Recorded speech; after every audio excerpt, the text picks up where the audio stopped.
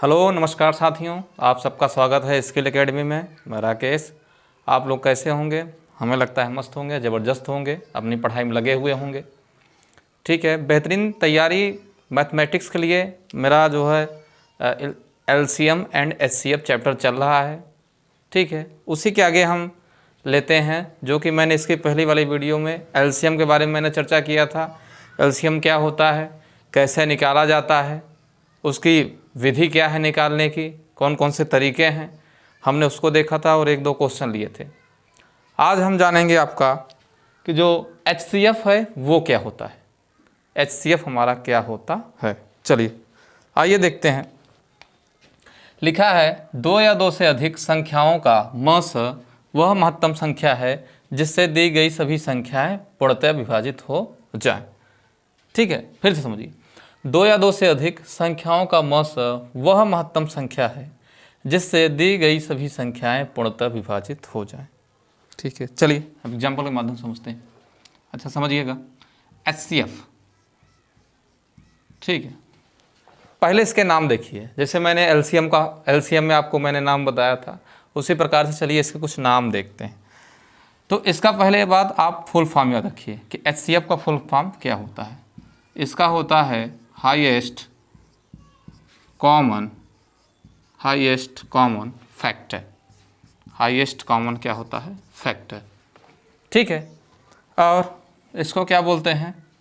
अच्छा, इसको आप मस भी बोलते हैं। क्या बोलते हैं? मस।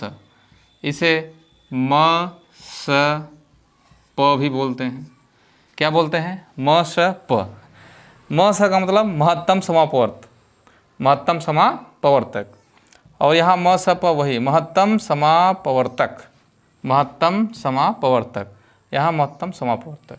ठीक है, अच्छा इसे आप एक नाम और दे सकते हैं। इसका फुल फॉर्म महत्तम समापवर्तक, पवर्तक। ठीक है, तो म से कहाँ से बना? म यहाँ और स यहाँ, यानी म स यानी महत्तम समापवर्तक। और म स प तो महत्तम समा, ये जो प है ना, पवर्तक। क्या? पवर्तक, महत्तम समापवर्तक। ठीक है, तो ये रहा। चलिए आगे देखते हैं। अब हम एग्जाम्पल के माध्यम से आपको इसको चीज़ों को समझाते हैं। देखिएगा, कह रहा है एचसीएफ यानी हाईएस्ट कॉमन फैक्टर, यानी म स प महत्तम समापवर्तक। कह रहा है दो या दो से अधिक संख्याओं का मस, दो या दो से अधिक संख्या, या दो संख्या हो या दो से ज़्यादा हो। ठीक है, देखिए एग्जाम्पल इस लेते हैं। दो या दो से अधिक, तो हम दो लेते हैं।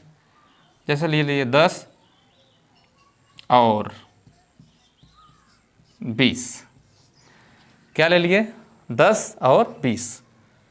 अच्छा, दो या दो से अधिक संख्याओं का मस है, तो दो या दो से मैंने संख्या मान लिया 10 और 20। ठीक है, अब देखिए, वह महत्तम संख्या है जिससे दी गई सभी संख्याएं पूर्णतः विभाजित हो जाए।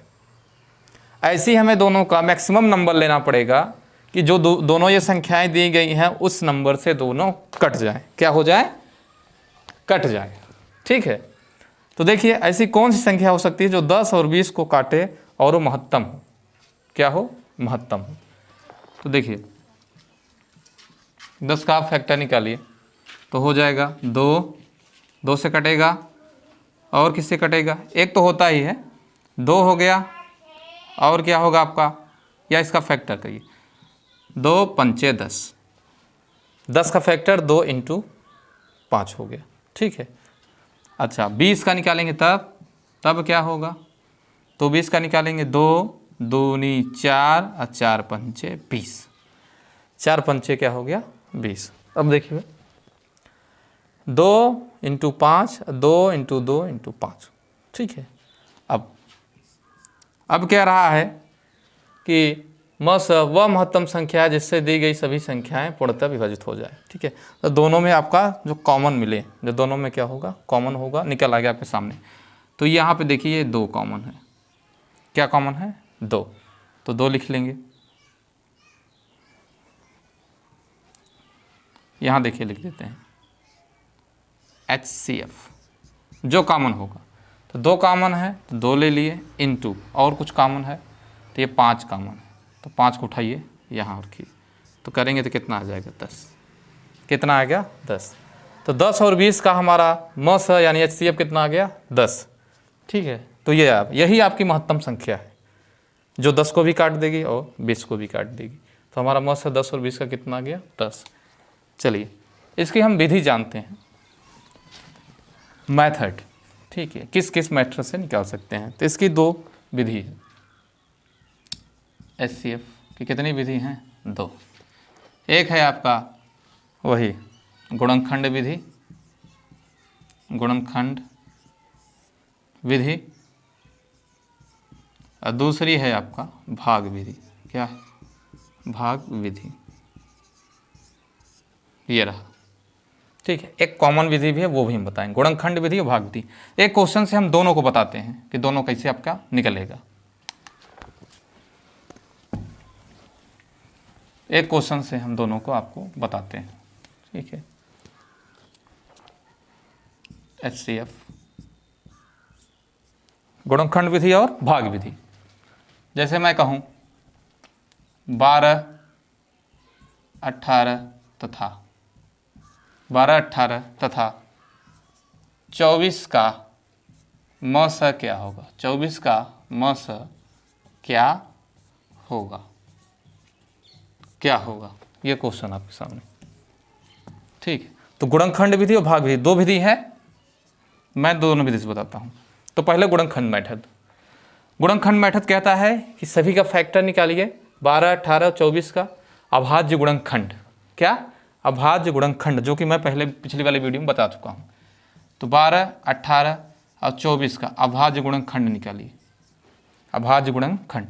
तो 12 का निकालेंगे तो कितना हो जाएगा अभाज्य गुणनखंड, तो 2 दूनाई 4 तिहाई 12 आ गया, 2 तिहाई 6 तिरिक 18, 24 का 2 दूनाई 4, 2 दूनाई 4 तिहाई 12, अच्छा 1 मिनट, 2 दूनाई 4 दूनाई 8 तिरिक 24, ये है अभाज्य गुणनखंड, अभाज्य गुणनखंड।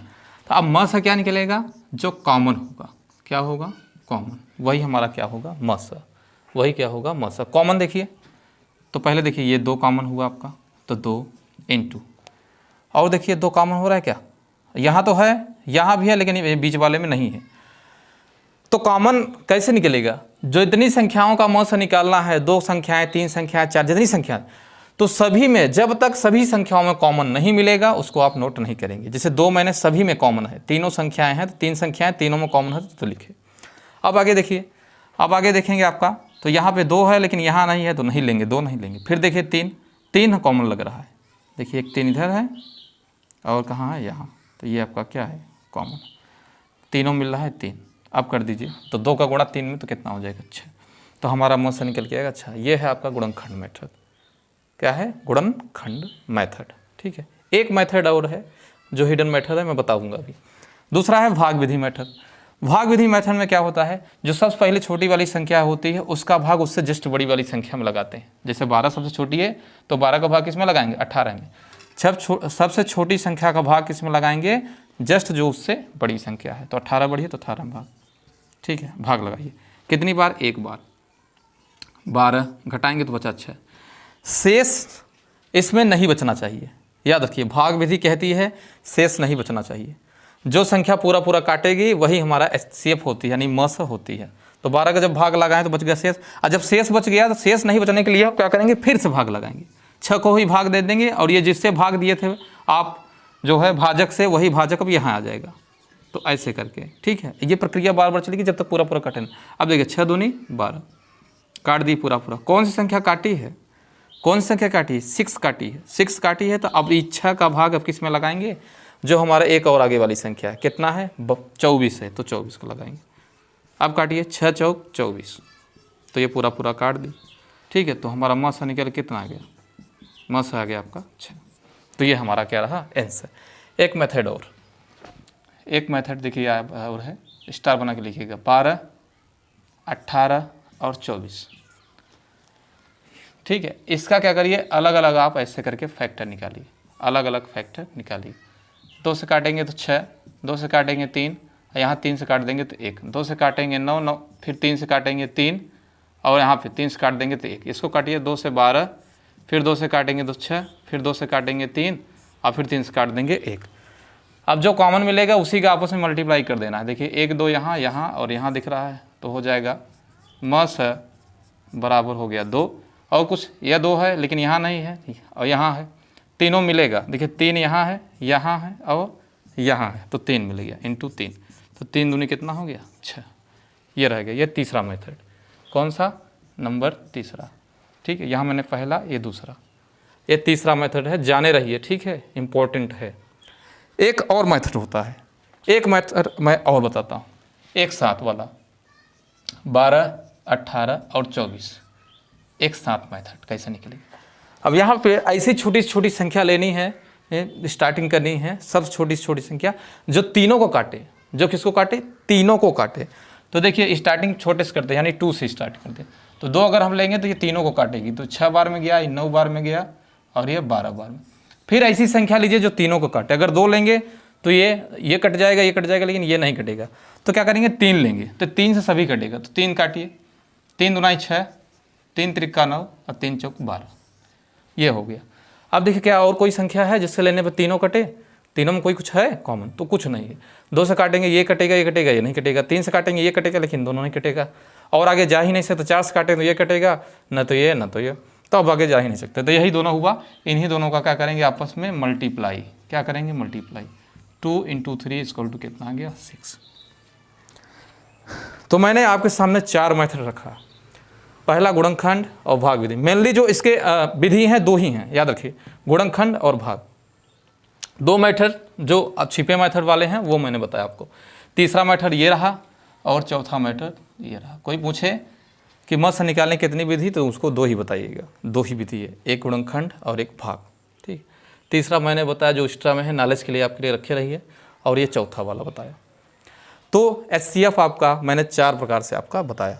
ठीक है, अब इसके आगे हम क्वेश्चन की थोड़ा सा प्रैक्टिस करेंगे। उसके बाद देखेंगे जो भिन्न का ल से होता है, भिन्न का म से होता है, वो कैसे निकलता है। कुछ डिफरेंट टाइप के हम क्वेश्चन देखेंगे। ठीक है, तो आज के लिए इतना ही। ये वीडियो आपको अच्छी लगी तो इसको आप हमारे चैनल को सब्सक्राइब कर लीजिए, वीडियो को लाइक कर दीजिए, कमेंट करके बताइए कि हमारी आज की क्लास कैसी लगी। ठीक है, और अपने दोस्तों में शेयर जरूर करिए और चैनल को सब्सक्राइब जरूर करिएगा। तो आज के लिए इतना ही, तब तक के लिए धन्यवाद। जय हिंद, जय भारत।